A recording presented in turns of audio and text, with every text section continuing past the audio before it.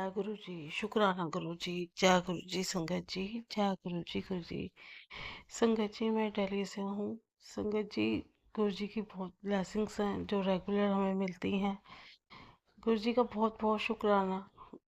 संगत जी, मैं मतलब मेरी हेल्थ प्रॉब्लम्स है काफ़ी सारी। मैं सत्संग को शुरू करूँगी, पर पहले ओम मंत्र जाप करूँगी। और सत्संग को पूरा सुनना, आपको अच्छा लगे तो शेयर भी करना संगत जी। ओम नमः शिवाय। शिव जी सदा सहाय। ओम नमः शिवाय। गुरु जी सदा सहाय। जय गुरु जी। शुक्राना गुरु जी। जय गुरु जी।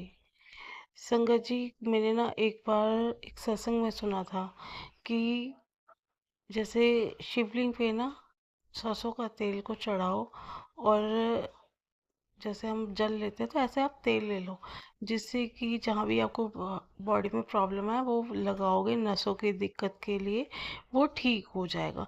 तो संगत जी, मेरी ना जैसे मैं चल नहीं पा रही हूँ, तो मुझे काफ़ी टाइम हो गया, तो मैंने अपनी मम्मा को बोला कि आप ऐसे करके लेकर आओ मंदिर से। पर लेकिन वहाँ पे मंदिर जो पंडित जी थे वहाँ पे, उन्होंने वो काम नहीं करने दिया, उन्होंने रोक दिया। कहते कि ना, कभी आपने देखा है शिवलिंग पे तेल चढ़ते हुए? मैं सब जल चढ़ाते हैं, तेल तो नहीं देखा। जोत जलाते हैं लेकिन तेल नहीं चढ़ते देखा संगत जी। तो पर संगत जी कहते कि इससे तुम अपने दुख कम करोगे या दुखों को बढ़ाओगे?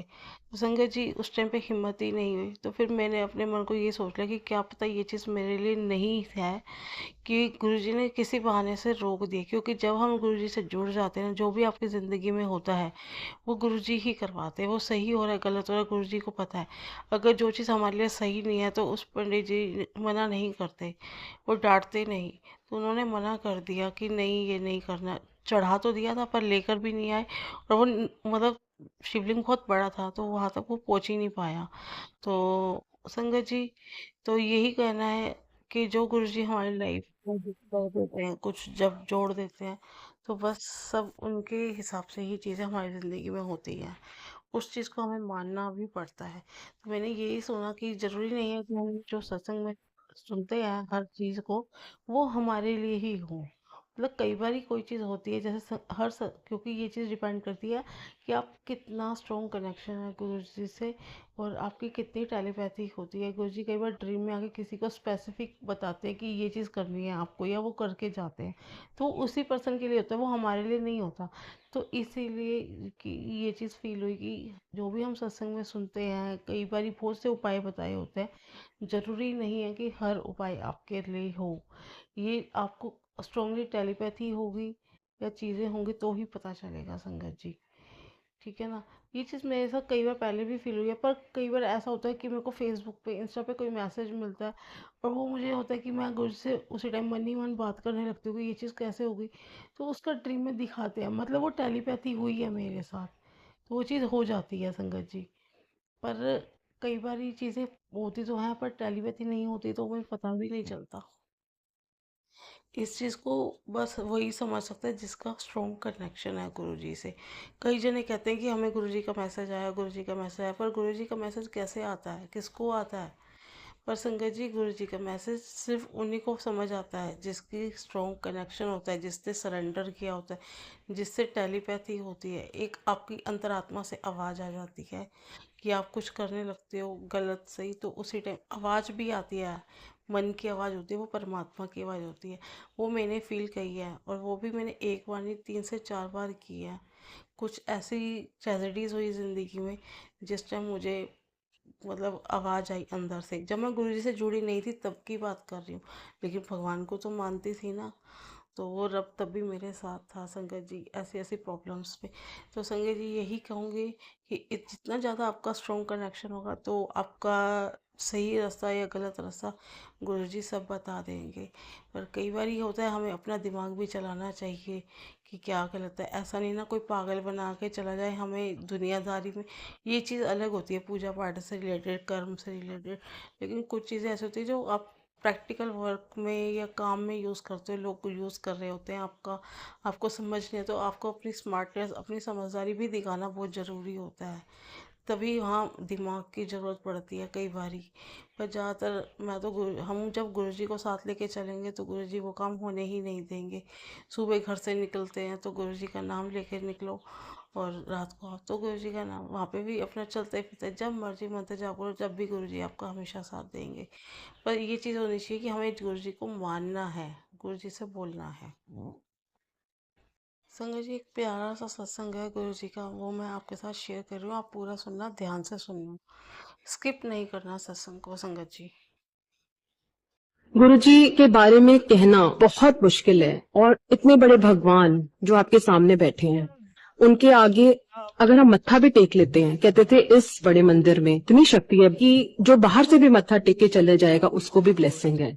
कहते थे शिवलिंग में इतनी शक्ति है कि 12 ज्योतिर्लिंग में जो मनोकामना पूरी नहीं होगी वो इस जगह पे पूरी होगी, क्योंकि यहाँ इतना तप और इतना पाठ गुरु जी ने किया हुआ है। Bada Mandir is the most blessed place. With such positive vibrations, you're healed at every level of your life. And गुरुजी कहते थे कि व्रत ना करो, फास्टिंग ना करो। उन्होंने सब वहमों से बाहर निकाला, क्योंकि वो कहते थे भूखे रहंदो ਤੁਹਾਨੂੰ कदे रब नहीं मिल सकता। कहते रेखी गुरुजी ने मना करी, पास्ट लाइफ रिग्रेशन गुरुजी ने मना किया, बिकॉज इज पुट्ठे कम कर दो। एस्ट्रोलॉजर पे गुरुजी ने जाने के लिए मना किया, बिकॉज ही सेड अब ਤੁਹਾਡਾ हिसाब किताब मेरे हिसाब नाल होएगा। गुरुजी ऐसे भगवान है जो आपको जिंदगी दे सकते हैं। जो हम ये शिव ओमकारा आरती करते हैं, ये भी हम गुरुजी को एक छोटे स्थान पे बैठाते हैं। गुरुजी महाशिव है, वो भगवान है, वो इतने बड़े भगवान है। अगर हम गुरुजी को मत्था टेकते हैं तो पूरे ब्रह्मांड को मत्था टेकते हैं। वो कहते थे सारे देवी देवता मेरे को ही नमस्कार करते हैं। कहते हैं सारा सूरज मैनू नमस्कार करके उगदा है। तो इतनी बड़ी बात कह रहे थे, लोग मूर्तियां नु मत्थे टेकते ने तो शिव सामने बैठा है। Guruji is that Omkar, that light, that energy जो इस दुनिया को संभालती है। And we are all very lucky that we have come under his शरण। ऐसे बहुत सारे मेरिकल्स हैं जो गुरुजी के साथ मैंने एक्सपीरियंस करे। मेरी पूरी जिंदगी एक मेरिकल है, और I can write a book on Guruji, because जो सांस मैं लेती हूँ वो गुरुजी की दी हुई है। और हमेशा एक छोटी सी अरदास गुरुजी से होती है कि गुरुजी जिंदगी में ऐसी चीज ना करूं कि आपकी जो मैं सांस लेती हूँ वो कुछ गलत कर्म मैं कर जाऊं। तो गुरुजी आपकी कॉन्शियस में बैठे हुए हैं, आपके अंदर बैठे हुए हैं। तो गुरुजी ने हमें इतनी सारी चीजें सिखाई। कहते थे चलते फिरते उठते बैठते तुसी पाठ कर सकते हो। जरूरी नहीं है कि आपने कोई रिचुअल्स में पढ़ना है कि सुबह हमें उठ के पहले नहाना है, हमें अगरबत्ती जलानी है। उन्होंने सब रिचुअल से हमें हटा दिया। कहते थे ओम नमः शिवाय, शिव जी सदा सहाय, ओम नमः शिवाय, गुरु जी सदा सहाय। ये एक महामंत्र है, और एक ये डेड बॉडी को भी अलाइव कर सकता है। और उन्होंने कोई सिस्टम नहीं बांधा कि कब पाठ करो। कहते थे चलते फिरते उठते बैठते पाठ करो और मैनू याद करो।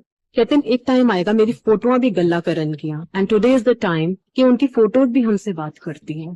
कहते थे अगर तुम छोटी फोटोग्राफ लेके पानी डाल डाल के पियोगे तो अमृत बनेगा, और अमृत से ये आपकी जो बीमारियां, जो हीलिंग है, ये सब आपको ठीक होगा। और मन से अगर आप गुरुजी को अरदास करोगे तो कोई नहीं सकता कि हमारी वो अरदास ना सुने, क्योंकि अरदास में इतनी शक्ति है, इतनी शक्ति है कि मैं आपको बता नहीं सकती। संगत जी, कितना ही प्यारा सत्संग था ये आंटी जी का, जिसमें हमें कितने अच्छे से कि किसी वहमों में नहीं पड़ो, सिर्फ गुरु जी को मानो, उठते फिरते जब मर्जी करो। और ये बात सच है कि आज हम गुरु जी के मतलब फिजिकल फॉर्म में नहीं है, तब भी हम उनके स्वरूप में उनके मिरेकल्स देखते हैं। कभी देखते हैं उनका हाथ पे स्वेलिंग है, किसी के हाथ में दर्द होता है, तो कभी देखते हैं हम कि उनकी एक ब्राइटनेस ही बहुत ज़्यादा होती है। कभी गुरु जी कहते हैं ना, मतलब जल प्रसाद, मतलब जल वर्षा कर रहे हैं, कभी ज्योति में दर्शन दे रहे हैं। मतलब और क्या, ये सब गुरु जी के मिरेकल्स ही तो हैं। ये सब लोकेट मतलब पानी में डाल के हम एक मंत्र पढ़ते हैं, उसको रखते हैं, और वो हमें ठीक कर देता है, हमारी बीमारियों कई रोगों को ठीक कर देता है। ये सब गुरु जी की ब्लेसिंग्स ही हैं हमें, जो गुरु जी हर कदम पे समझाते रहते हैं, देते रहते हैं। और ये सत्संग में सुनवा के कितने सारे क्वेश्चंस के हमारे आंसर दे देते हैं। गुरु जी का बहुत ही प्यारा सत्संग था ये संगत जी।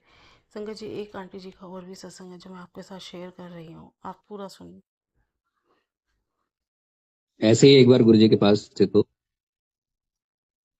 ये गुरुजी के हुक्म से होता है कि कौन आएगा कौन नहीं आएगा, या कब आएगा, कैसे आएगा, आएगा भी कि नहीं आएगा, या वहीं से दौड़ा दिया जाएगा। हम वहां बैठे थे और दरवाजा नहीं खुला, 8:30 बजे तक। चाय प्रसाद भी बाहर आ गया, और जो वॉशरूम एरिया था अपोजिट साइड पे, वहां पे भी संगत बैठने लगी। तो चीखें सी हमने सुनाई दी, हमें पीछे मुड़ के देखा, हम बिल्कुल दरवाजे के साथ बैठे, पीछे मुड़ के देखा, और एक अंकल और एक सेंटर में अंकल थे, और आंटी साइड पे, और एक साइड उनका बेटा ही चिल्लाते आ रहे थे, साईं बचाओ साईं बचाओ।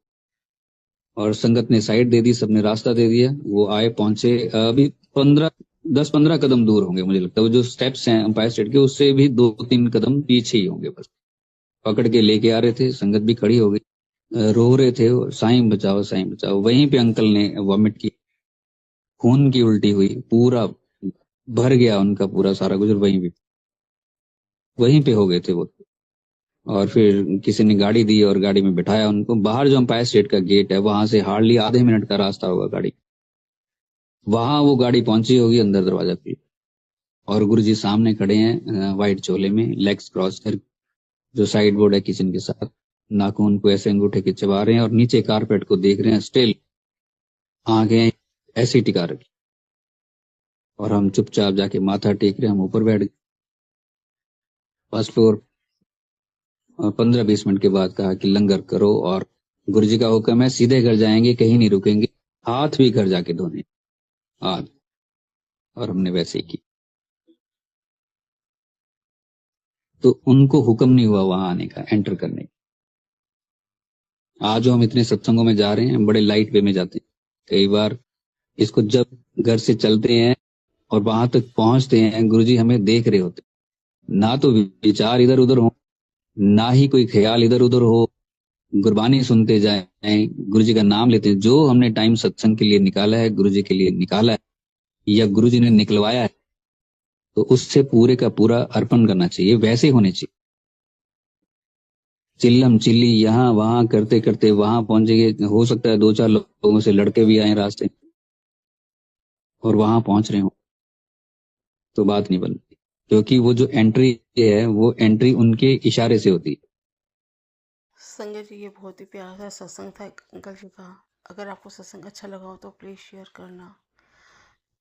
जितने लोगों के साथ आप शेयर करोगे उतनी आपको ब्लेसिंग्स मिलेंगी। ये गुरु जी के सत्संग हमारे ब्लेसिंग्स होते हैं, हमारे रोग कर्म सब कटते हैं। गुरु जी इतनी ब्लेसिंग्स देते हैं सत्संग सुनने से। कहते हैं कि गुरु जी के सत्संग में इतने रोग कटे हैं दुनिया के। गुरु जी जानबूझ के कईयों को सत्संग सुनवाते हैं संगत जी।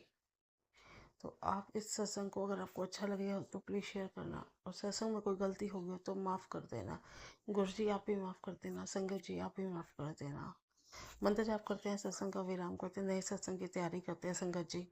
ओम नमः शिवाय, शिव जी सदा साई। ओम नमः शिवाय, गुरु जी सदा साई। जय गुरु जी, शुक्राना गुरु जी, जय गुरु जी संगत जी, जय गुरु जी। गुरु जी संगत जी, नई चैनल पे सत्संग सॉरी संगत है तो प्लीज़ चैनल को सब्सक्राइब करके जाइएगा, बेल आइकन ऑन करके जाइएगा। सत्संग बहुत ही प्यारे होते हैं, आपको नोटिफिकेशन मिलेगी, जिससे आप प्लीज़ चैनल को सब्सक्राइब कीजिए संगत जी। जय गुरु जी, शुक्राना गुरु जी, जय गुरु जी।